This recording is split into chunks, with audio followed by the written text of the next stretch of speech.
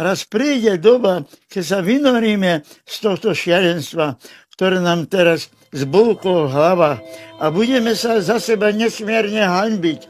Budeme sa prepadávať od hanby, keď si spomenieme, na čo sme sa pozerali, čo sme čítali a čo sme počúvali. Ako sme dovolili, aby nás pár šikovných zvrhlíkov dostalo k novinám, časopisom a televíziám, ktoré sú žumpou, plnou zvratkov a vykavou. Nebudeme chápať, ako bolo možné profitovať na chorobách a nešťastí našich blížnych. Nebudeme schopní vysvetliť našim deťom a vnúkom, ako sme to dopustili. Budeme sa snažiť nemyslieť na to, akých blbcov a hlúpane sme považovali za celebrity.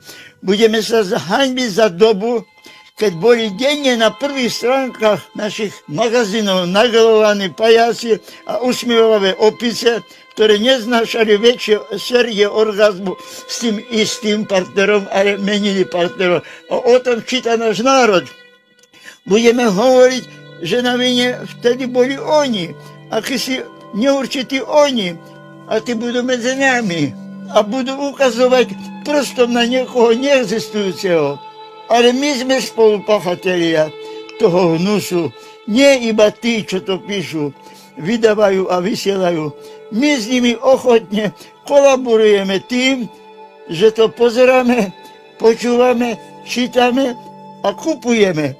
Iba toľko vám chcem povedať, respektíve nechcem, ale musel som, lebo už mi praskne hlava od toho mlčania.